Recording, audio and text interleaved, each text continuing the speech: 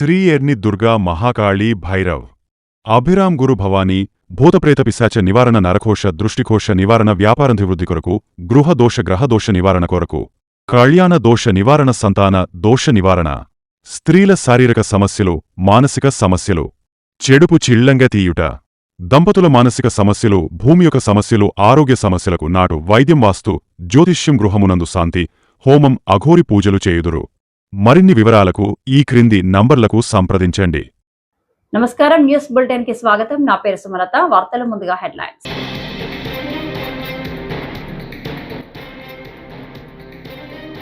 పాకిస్తాన్ పై కేంద్ర రక్షణ శాఖ మంత్రి రాజ్నాథ్ సింగ్ ఆగ్రహం వ్యక్తం.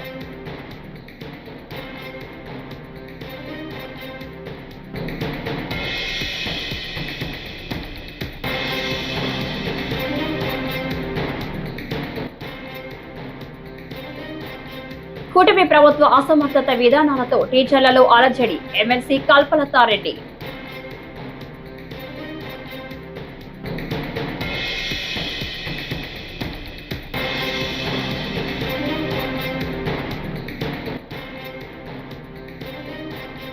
రెండు 2030 నాటికి 500 GW నాన్ ఫాసిల్ ఇంధనమే లక్ష్యంగా పెట్టుకున్నామని మంత్రి లోకేష్.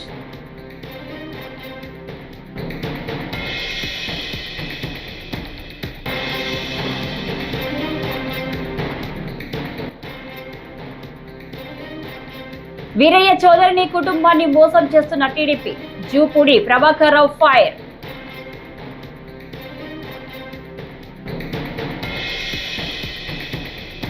ఇక డీటెయిల్స్ చూస్తే, పాకిస్తాన్ పై కేంద్ర రక్షణ శాఖ మంత్రి రాజ్నాథ్ సింగ్ ఆగ్రహం వ్యక్తం చేశారు. అప్పు చేసి మరీ పాకిస్తాన్ ఉగ్రవాదాన్ని పెంచి పోషిస్తుందని మండిపడ్డారు. ఉగ్రవాద సంస్థ జైషే మహమ్మద్ చీఫ్ మసూద్ అజార్ కు పాకిస్తాన్ 14 కోట్లు ఇచ్చిందని వెల్లడించారు. IMF నుంచి అందిన ఆర్థిక సాయంతో ఎక్కువ భాగం పాకిస్తాన్ ఉగ్రవాదానికి ఉపయోగిస్తుందని వ్యాఖ్యానించారు. साथियों, आपने पाकिस्तान में मौजूद टेरर इंफ्रास्ट्रक्चर के खिलाफ प्रभावी कार्रवाई की है, मगर पाकिस्तान फिर से इस कोशिश में लग गया है कि ध्वस्त हुए आतंकी ढांचे को फिर से खड़ा किया जाए। वहां की सरकार पाकिस्तानी आम नागरिकों से लिया गया टैक्स जैशे मोहम्मद जैसे आतंकवादी संगठन के आका मसूद अजहर को करीब 14 करोड़ रुपए देने में खर्च करेगी, जबकि वह यूनाइटेड नेशंस डिजिग्नेटेड टेररिस्ट घोषित हो चुका है। इतना ही नहीं, लश्कर तोयबा और जैशे मोहम्मद के मुरूद के और बहावलपुर स्थित टेरर इंफ्रास्ट्रक्चर को फिर से खड़ा करने के लिए पाकिस्तान सरकार ने आर्थिक सहायता देने की घोषणा की है, लेकिन निश्चित रूप से इंटरनेशनल मॉनेटरी फंड से आने वाले $1 बिलियन के बड़े हिस्से को टेरर इंफ्रास्ट्रक्चर को फंड करने में इस्तेमाल होगा, ऐसा मेरा मानना है। क्या यह इंटरनेशनल मॉनेटरी फंड IMF द्वारा, जो कि एक इंटरनेशनल ऑर्गेनाइजेशन है, उसके द्वारा इनडायरेक्ट फंडिंग इसे नहीं माना जाएगा? मैं दुनिया के लोगों के सामने यह सवाल रखना चाहता हूं। इसलिए मैं मानता हूं कि आज के समय में पाकिस्तान को किसी भी तरह की आर्थिक सहायता टेरर फंडिंग से कम नहीं है। भारत यही चाहेगा कि IMF पाकिस्तान को अपनी $1 बिलियन की असिस्टेंस पर वह पुनर्विचार करे और आगे भी किसी भी तरह की सहायता देने से IMF परहेज करे। भारत नहीं चाहता जो फंडिंग हम IMF को करते हैं वह डायरेक्ट या इनडायरेक्ट किसी भी तरीके से पाकिस्तान या किसी भी देश में टेरर इंफ्रास्ट्रक्चर को बनाने में वह इस्तेमाल की जाए। हम नहीं चाहते। साथियों, अब यह स्पष्ट हो गया है कि पाकिस्तान में आतंकवाद और वहां की सरकार का चोली दामन का संबंध है। అనంతపురం జిల్లాలోని గుత్తి మండలం బేతపల్లిలో మంత్రి నారా లోకేష్ శుక్రవారం పర్యటించారు. ఈ సందర్భంగా రెన్యూ విద్యుత్ కాంప్లెక్స్ కు మంత్రి లోకేష్ భూమి పూజ చేశారు. 2300 ఎకరాల్లో 22,000 కోట్లతో రెన్యూవబుల్ ఎనర్జీ కాంప్లెక్స్ నిర్మించనున్నారు. పవన, సోలార్, బ్యాటరీ ఆధారిత విద్యుత్ ఉత్పత్తి కాంప్లెక్స్ నిర్మాణం జరగనుంది. ఈ సందర్భంగా మంత్రి మాట్లాడుతూ భవిష్యత్ ఆశలు ఆకాంక్షల వారిదిగా రెన్యూవబుల్ ఎనర్జీ కాంప్లెక్స్ నిర్మాణం జరుగుతుందని తెలిపారు.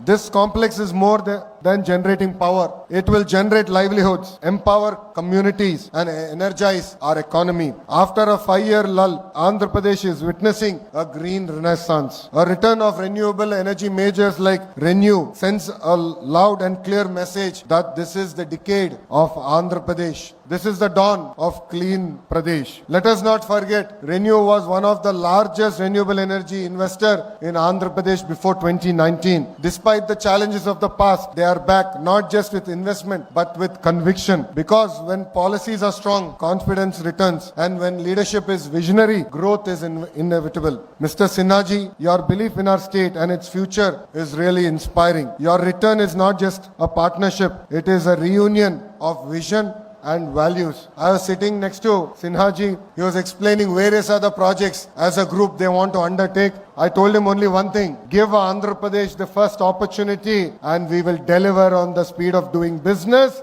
and we will ensure that you will call Andhra Pradesh and Rayalaseema your home soon. To all the government officials and the partners who made today possible, thank you very much for being the wind beneath Andhra Pradesh's green wings. We are not just laying concrete here, we are laying a vision of cleaner, greener and greater Andhra Pradesh. I would request all my cabinet colleagues, MLAs, MPs, NETCAP and all concerned district officials to extend all support to such projects and ensure that they have absolutely zero difficulty. The collector is also here. He has to take up the responsibility and lead from the front. The Honorable Energy Minister is also here. Any support that is required, we are more than willing to extend. Every step taken today to support investors during project execution will go a long way in establishing us as a leading state in renewable energy deployment and a hub for clean energy. Together, let us rise, let us lead, and let us leave behind a legacy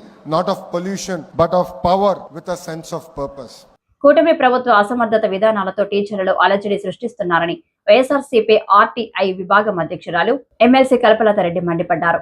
Tadepalli YSRCP కేంద్ర కార్యాలయంలో మీడియాతో మాట్లాడుతూ విద్యార్థి ఉపాధ్యాయుల రేషియోలో అశాస్త్రీయ విధానం కారణంగా దాదాపు 10,000 మంది స్కూల్ అసిస్టెంట్లను సర్ప్లస్ గా చూపే పరిస్థితిని తీసుకొచ్చారని ఆగ్రహం వ్యక్తం చేశారు. ఏర్పడింది. ఎందుకంటే నిన్న మొన్న మనందరం కూడా గమనించాము, ఉపాధ్యాయులు రోడ్డు ఎక్కి మరియు విద్యాభవన్లు ముట్టడించడం, ధర్నాలు చేయడం జరుగుతుంది. ఇక్కడ ఉపాధ్యాయులు వారికి రావాల్సిన డిఏలు అడగట్లేదు, వారికి రావాల్సిన పిఆర్సీ కమిటీలు అడగట్లేదు, వారికి రావాల్సిన ఐఆర్ అడగట్లేదు. కేవలం విద్యారంగాన్ని బతికించండి అని మాత్రమే వాళ్ళు కోరుతున్నారు. అదేవిధంగా ఈరోజు ఎందుకంటే ప్రైమరీ స్కూల్స్ ను స్ట్రెంథైన్ చేయాలని ఒక ఉద్దేశంతోనే ఉపాధ్యాయులు పోరాటం చేయడం జరుగుతోంది. అలాగే ప్రభుత్వ పాఠశాలను బతికించాలని ఒక ఆలోచనతోనే ఉపాధ్యాయులందరూ కూడా ఈరోజు ధర్నా బాటపడి నిన్న మొన్న ధర్నాలు చేయడం జరిగింది. ఈ ప్రభుత్వం వచ్చి రాగానే ఎందుకు అంత అగ్రెసివ్ గా 117 జీవోను రద్దు చేయాలి, అలాగే టీచర్స్ ట్రాన్స్ఫర్స్ చట్టం తేవాలి అని ఇంత హడావిడి ఎందుకు చేస్తుందో, ఇంత కన్ఫ్యూజన్ ఎందుకు చేస్తుందో అర్థం కాని పరిస్థితి ఈరోజు టీచర్స్ లో ఏర్పడింది. అలాగే విద్యార్థి తల్లిదండ్రులలో కూడా ఏర్పడిన విషయం మనందరం కూడా గమనిస్తాను. మార్పులు చేయండి, క్రమంగా మార్పులు చేయాలి. ఈరోజు 117 జీవోను రద్దు చేస్తామని చెప్పి 117 జీవోకు బదులుగా 19, 20, 21 జీవోలు తీసుకురావడం జరిగింది. నిజంగా మేము వాళ్ళు గతంలో ఏం చెప్పారు, ప్రైమరీ స్కూల్స్ బతికిస్తాము, ప్రైమరీ స్కూల్ స్ట్రెంథైన్ చేయడానికి మేము 117 జీవోను రద్దు చేస్తామని చెప్పి ఈరోజు 19, 20, 21 జీవోను తీసుకురావడం జరిగింది. తమ పార్టీ నాయకుడు వీరయ్య చౌదరి దారుణ హత్యకు గురైతే దాన్ని రాజకీయం చేయాలని టీడీపీ అధినేత సీఎం చంద్రబాబు మొదలు ఆ పార్టీ నేతలంతా పనిచేశారని, ఆ హత్యను తమపై నెట్టేందుకు విశ్వ ప్రయత్నం చేశారని వైఎస్ఆర్సీపీ రాష్ట్ర ప్రధాన కార్యదర్శి, పార్టీ రాష్ట్ర అధికార ప్రతినిధి జూపూడి ప్రభాకర్ ఆక్షేపించారు. చంద్రబాబు నాయుడు గారు అక్కడికి వెళ్లి వాస్తవాలు తెలుసుకోకుండా తనకిష్టం వచ్చినట్టుగా 5 సంవత్సరాలు నాశనం చేసి ఈ రాష్ట్రాన్ని అల్లకల్లోలం చేసినటువంటి వైఎస్ఆర్ కాంగ్రెస్ పార్టీ చేసిన దుశ్చర్య అన్నట్టుగా మాట్లాడాడు. కానీ తీరా చూస్తే ఆ పార్టీలో ఉన్నటువంటి లోకలోకలు ఒకరి మీద ఒకరికి భేదాభిప్రాయాలు, ఆధిపత్య పోరు, ప్రత్యేకంగా చెప్పాలంటే ఒక చిన్న విలేజ్లో జరిగినటువంటి ఘటన రాష్ట్రం మొత్తం వైఎస్ఆర్ కాంగ్రెస్ పార్టీ పుయ్యాలనుకుంటే తిరిగి ఎంక్వైరీలో మొత్తం చేసిన వాళ్ళు, చేయించిన వాళ్ళు, చనిపోయిన వాళ్ళు మొత్తం తెలుగుదేశం గ్యాంగే. కానీ ప్రతిదాని జగన్మోహన్ రెడ్డి గారికి ఆయన విధ్వంసం చేశాడు, లేకపోతే ఆయన రాష్ట్రాన్ని నాశనం చేశాడు, అప్పుల్లోకి నెట్టాడు, ఆయన విద్యని ఇంగ్లీష్ మీడియం పెట్టాడు, ఆయన పేదింటి వాళ్ళందరూ కూడా స్కాలర్షిప్ ఇచ్చాడు, ఈ రాష్ట్రంలో పేదలు బ్రతకాలంటే ప్రభుత్వం ఖచ్చితంగా ఉపయోగపడాలి. అసలు ఎవరు చెప్పాడు ప్రభుత్వం ద్వారానే పేదలు బ్రతకాలని? ఇప్పుడు మేము ఒక P4 మోడల్ పెడుతున్నాం, దానిలో ప్రైవేట్ వాళ్ళు చాలామంది ఉండొచ్చు. కాబట్టి జగన్మోహన్ రెడ్డి అన్నీ కూడా రకరకాలుగా చేసి వెళ్ళిపోయాడు, రాష్ట్రం నాశనం అయిపోయిందని చెప్పే క్రమంలోనే ఈ వీరయ్య చౌదరి గారి హత్య కూడా నిన్న పోలీసులు తేల్చినటువంటి అంశం ఏంటంటే మొత్తం ఇన్వాల్వ్ అయింది కూడా అదే విలేజ్కి సంబంధించినటువంటి వాళ్ళ సొంత పార్టీలోనే.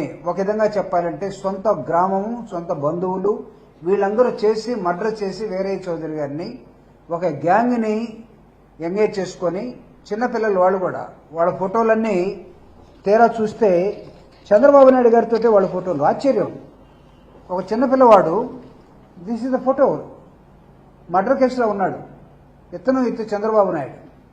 ఇంకో కుర్రోడు ఉన్నాడు, కోవూరు ఎమ్మెల్యే శ్రీనివాసరెడ్డి, ఇతనితో ఉన్నారు. ఇంకో కుర్రోడు చూస్తే లోకేష్ తోటి ఉన్నాడు. అంటే వీరయ్య చౌదరి గారి మర్డర్ కేసులో ఉన్నదంతా కూడా ఈ ఫోటోల్లో ఉన్న వాళ్ళే. ఎవరు చేయించారనుకోవాలి?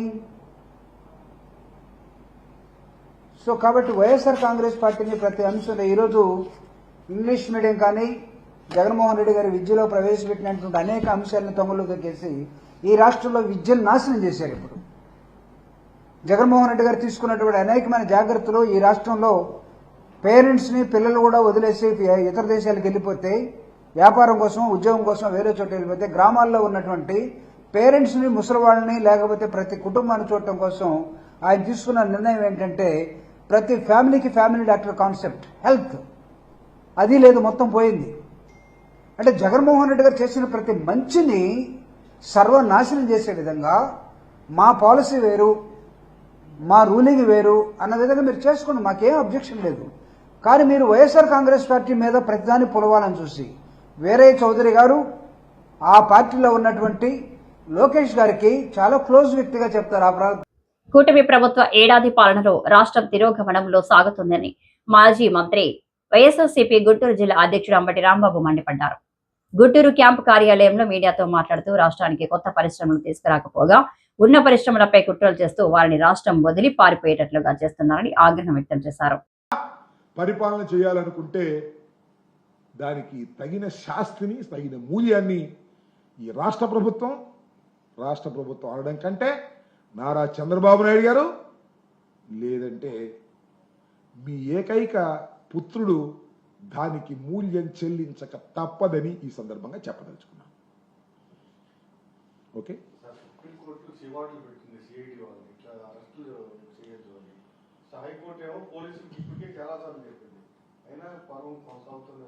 ఇప్పుడు ముఖ్యంగా చంద్రబాబు నాయుడు గారి ధోరణ మారిద్దని అనుకోను, కానీ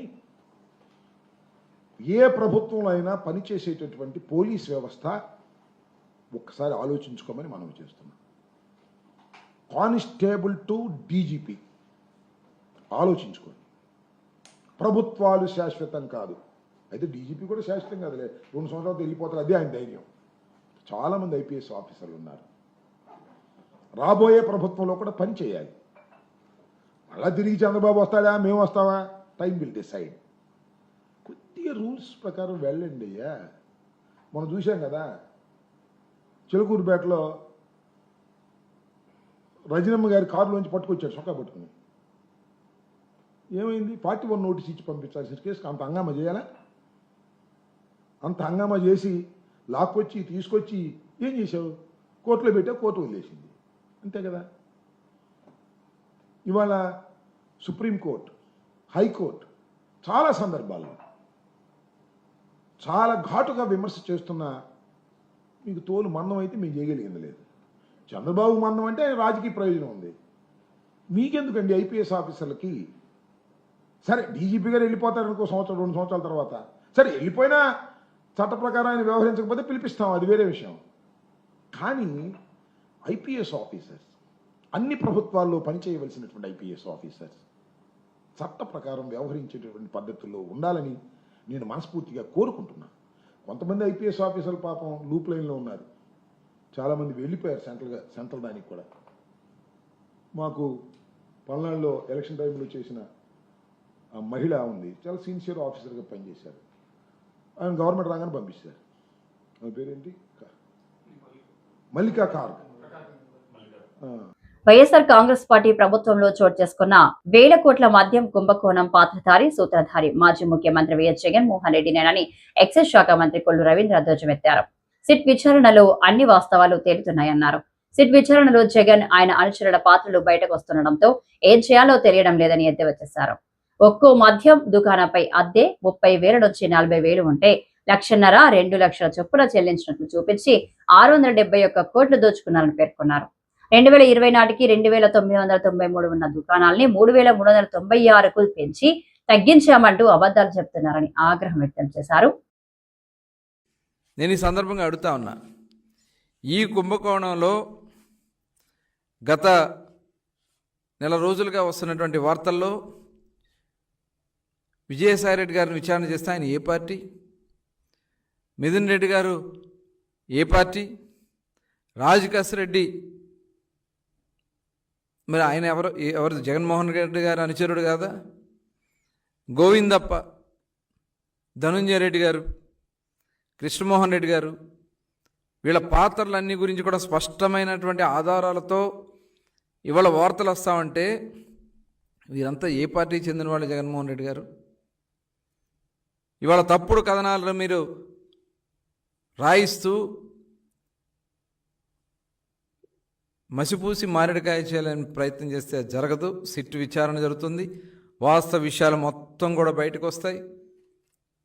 ఎవరెవరు దీంట్లో పాత్రలు ఉన్నారో, పాత్రదారులు, సూత్రధారులు, ఎవరెవరు ఎక్కడ ఎంత దోపిడీ చేశారో మొత్తం కూడా బయటకు వస్తుంది.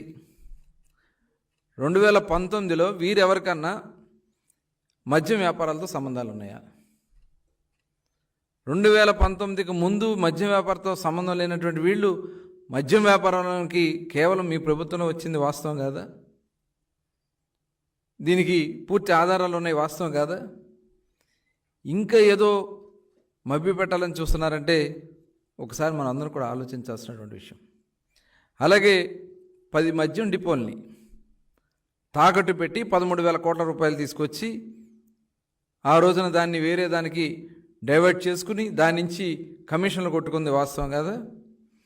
అలాగే ఏఆర్ఈటీ అని పెట్టి 23,000 కోట్ల రూపాయలు అప్పులు తీసుకొచ్చింది, వాస్తవం కాదా? మిస్ వరల్డ్ పోటీదారులు గురువారం సాయంత్రం యాదాద్రి లక్ష్మీ నరసింహస్వామిని దర్శించుకున్నారు. అఖండ దీపారాధన మండపంలో జ్యోతి ప్రజ్వలన కార్యక్రమంలో సుందరిమణులు పాల్గొన్నారు.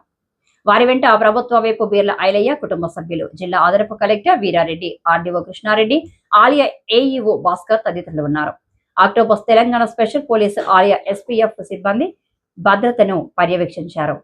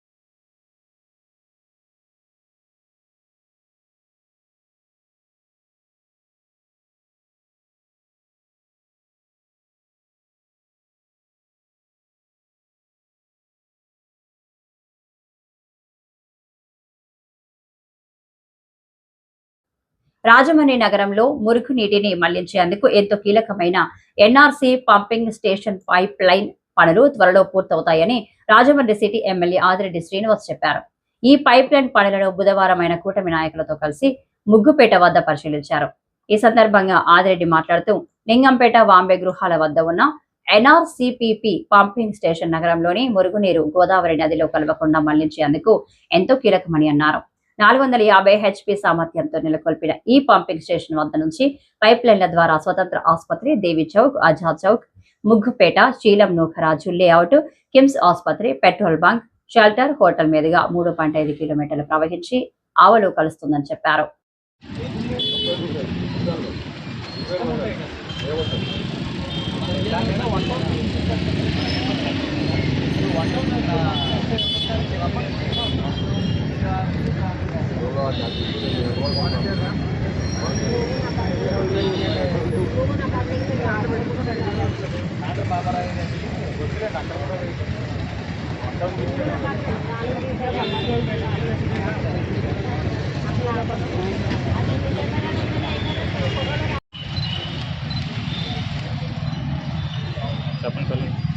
Sir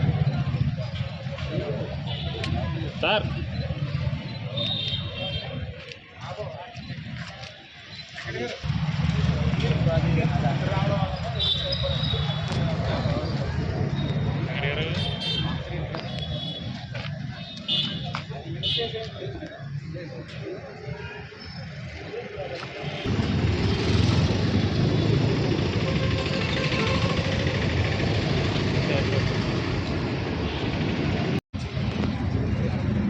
NRC DP pumping station చాలా కీలకమైన పాయింట్. అది ఏదైతే నగరంలో అనేకమైన ప్రాంతాల్లో ఉన్న నీరంతా కూడా అక్కడ చేరడం, కోట్లింగాల ఆదిమదెబ్బ పక్క లింగంపేట వాంబే పక్కన ఉంటుంది.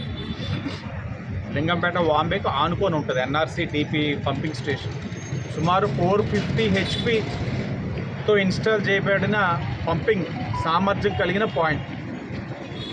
అక్కడి నుంచి పంపింగ్ చేసిన వాటర్ సుమారు 3.5 కిలోమీటర్ల దూరం, అంటే అక్కడి నుంచి స్వతంత్ర హాస్పిటల్, దేవి చౌక్, ఆజాద్ చౌక్, ముగ్గుపేట జంక్షన్ అమ్మటేలాగా శీలం నూఖరాజు గారి down street down, KIMS hospital, shelter ఆవుకి వెళ్తుంది. ఆవు దగ్గర ఫైనల్గా అదే మనకి ఎండింగ్ పాయింట్. ఇదంతా కూడా లైన్. ఈ వార్తలు ఇంతటితో సమాప్తం. నమస్కారం.